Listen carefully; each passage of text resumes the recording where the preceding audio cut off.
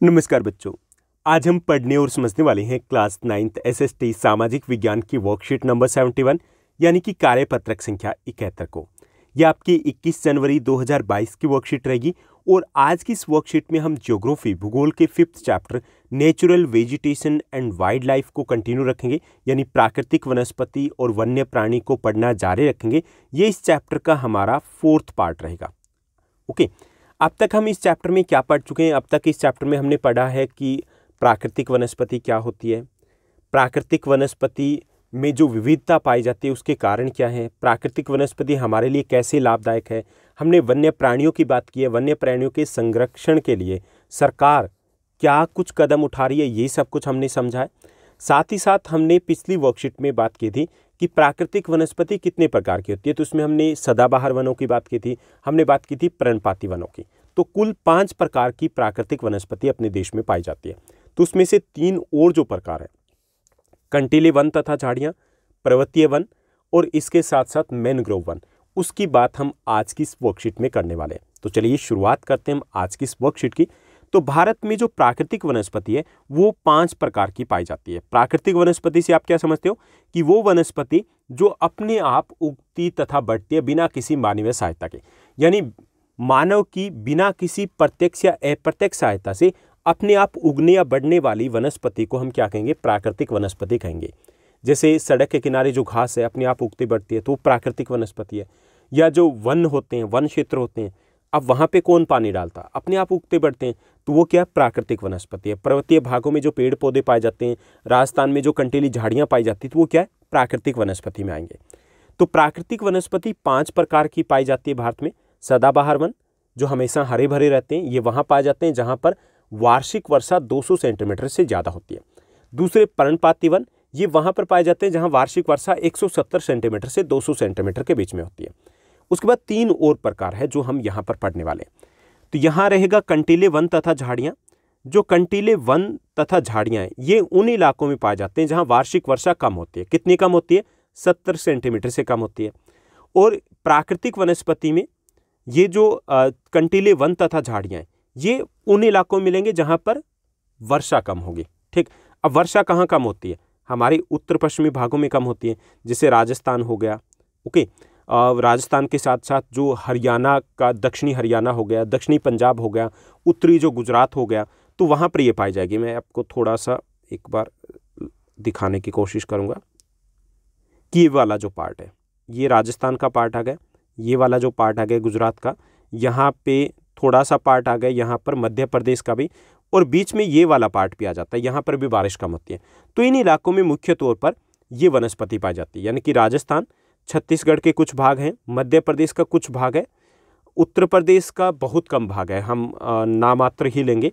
हरियाणा का इलाका अच्छा खासा आ जाता है, जो दक्षिणी हरियाणा वो आ जाता है, दक्षिणी पंजाब का भी कुछ इलाका आ जाता है, जो अबोहर डिस्ट्रिक्ट है वो आ जाता है, उत्तरी गुजरात आ जाता है। तो मुख्य तौर पे ये इलाके आते हैं जहाँ पर ये वनस्पति पाई जाती है।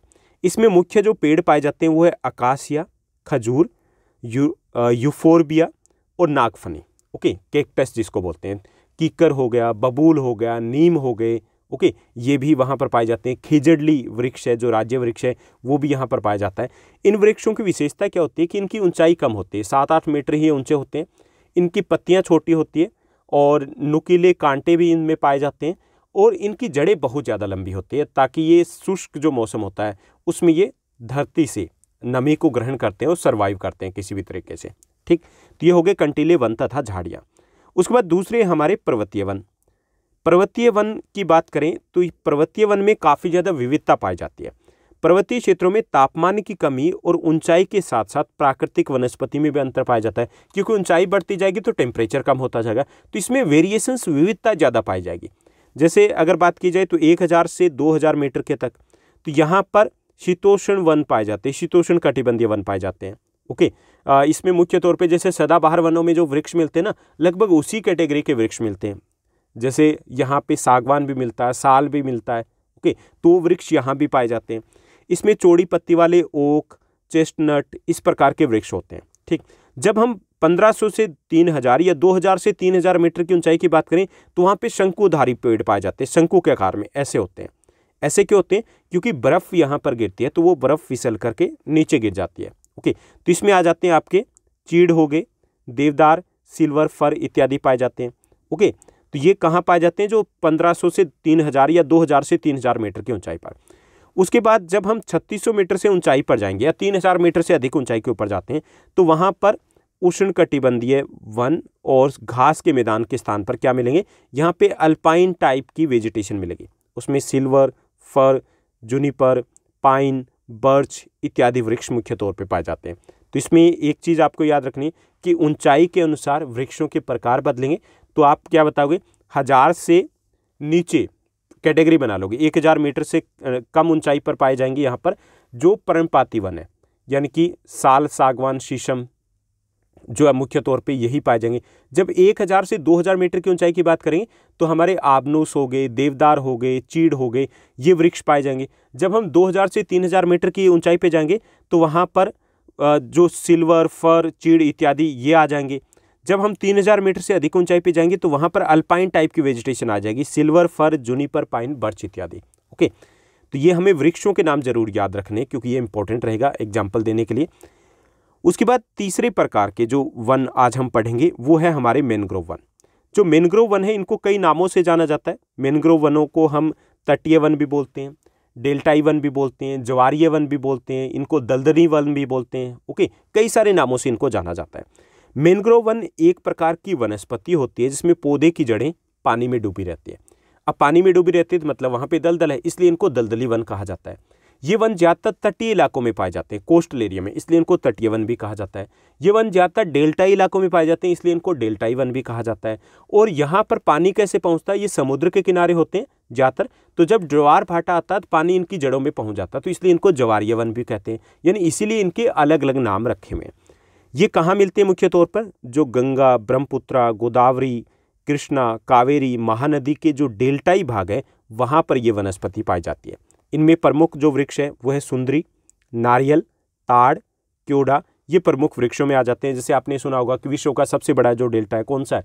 सुंदरवन डेल्टा, गंगा ब्रह्मपुत्रा का डेल्टा। अब उसको सुंदरवन डेल्टा क्यों बोलते हैं? क्योंकि उसमें सुंदरी नामक वृक्ष बहुतायत पाया जाता है। ठीक, तो ये थी हमारे आज की वर्कशीट, उसका कंटेंट। अब इसी पर बेस्ड रहेंगे कुछ आसान से प्रश्न, चलिए उनको हल करते हैं। तो यहाँ पर हमारा पहला जो प्रश्न दिया गया, हमें बताना है कि यहाँ जो दो प्रकार के वृक्ष है, अकासिया और खजूर, ये किस प्रकार के वनों में पाए जाते हैं, ये हमें बताना है। तो जो अकासिया और खजूर के वृक्ष है ये कंटीले वन तथा झाड़ियों में पाए जाते हैं। ठीक, तो चलिए दूसरे प्रश्न को देखते हैं। तो दूसरा प्रश्न है हमारा कि पर्वतीय वनों के कुछ महत्वपूर्ण वृक्षों के उदाहरण दीजिए। इन वृक्षों की कुछ महत्वपूर्ण विशेषताएं हमें बतानी है। तो पर्वतीय वनों के महत्वपूर्ण जो वृक्ष हैं उसमें चीड़, देवदार, सिल्वर, फर, ओक, जूनिपर, बर्च इत्यादि आ जाते हैं। ठीक, इनकी महत्वपूर्ण विशेषता क्या कि इन वनों में ऊंचाई के साथ साथ वृक्षों के प्रकार में बदलाव आता है और अधिक ऊंचाई पर शंकु आकार के तथा अल्पाइन प्रकार के वनस्पति पाए जाते हैं। शंकु आकार के मतलब इस टाइप के आकार के वृक्ष पाए जाते हैं। ठीक, तो चलिए तीसरे प्रश्न को देखते हैं। तीसरा हमारा प्रश्न है कि मैनग्रोव वनस्पति की विशेषताएं बताइए और ये वनस्पति कहाँ पाई जाती है ये भी हमें बताना है। तो मैनग्रोव जो वनस्पति है उनमें वृक्षों की जड़ें खारे पानी में डूबी रहती है, ये इसकी सबसे महत्वपूर्ण विशेषता है। और ये वनस्पति गंगा, महानदी, कृष्णा, कावेरी और गोदावरी नदियों के डेल्टाई भागों में पाई जाती है। इन वनों को डेल्टाई वन, तटीय वन, ज्वारीय वन, दलदली वन के नाम से भी जाना जाता है। उसके बाद अगला जो हमारा प्रश्न रहेगा, चौथा प्रश्न है कि कंटीले वन और झाड़ियाँ देश के किन राज्यों में पाए जाते हैं ये हमें बताना है। तो कंटीले वन तथा झाड़ियाँ मुख्यतः राजस्थान, उत्तरी गुजरात, दक्षिणी हरियाणा, दक्षिणी पंजाब के अर्धशुष्क इलाकों में पाए जाते हैं। ठीक, मुख्य तौर पे हम इन्हीं राज्यों के नाम लिखेंगे। उसके बाद पांचवा जो हमारा प्रश्न रहेगा, फिफ्थ क्वेश्चन है, मिलान करना हमें वृक्षों के नाम दिए गए और वनों के नाम दिए गए। तो इसमें उष्णकटिबंधीय सदाबहार वन है, इसमें पाए जाते हैं आबनूस, डी करेक्ट आंसर रहेगा। उष्णकटिबंधीय पर्णपाती वनों में आ जाता है शीशम। पर्वतीय वन है, इसमें देवदार शामिल है। मैनग्रोव वनों की बात करें तो इसमें नारियल का पेड़ शामिल है। और कंटीले वन तथा झाड़ियों में खजूर के वृक्ष पाए जाते हैं। तो ये थी हमारी आज की वर्कशीट। उम्मीद करता हूँ सब कुछ आपको अच्छे से समझ में आया होगा। अगर आपको ये वीडियो, ये वर्कशीट अच्छी लगी तो इस वर्कशीट को लाइक और शेयर जरूर कीजिएगा। और हाँ, आपके क्लास 9 सोशल साइंस सामाजिक विज्ञान के जितने भी चैप्टर्स हैं उन सभी चैप्टर्स के मोस्ट इंपॉर्टेंट क्वेश्चंस ऑलरेडी मैं आपके साथ शेयर कर चुका हूँ। अगर आपने उन वीडियोस को नहीं देखा तो आपको प्लेलिस्ट में जाना है, क्लास 9 सोशल साइंस सामाजिक विज्ञान मोस्ट इंपॉर्टेंट क्वेश्चंस की एक अलग से प्लेलिस्ट बनी है, वहाँ पर आपको ये सभी वीडियोज़ मिल जाएंगे। आज के लिए बस इतना ही। Thank you, bye bye, have a nice day.